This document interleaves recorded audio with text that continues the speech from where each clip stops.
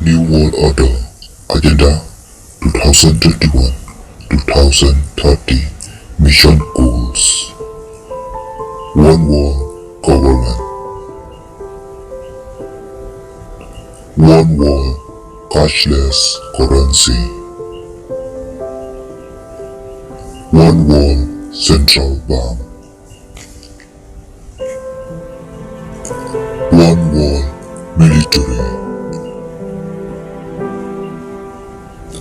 The end of national sovereignty. The end of the family unit. Depopulation control of population growth and population density. Mandatory multiple vaccines. Universal basic income.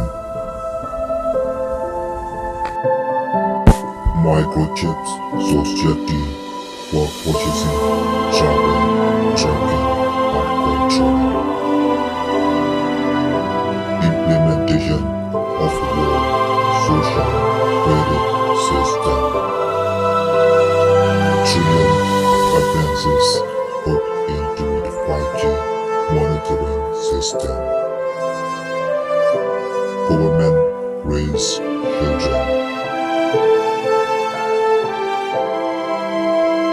Government own and control school, colleges and universities.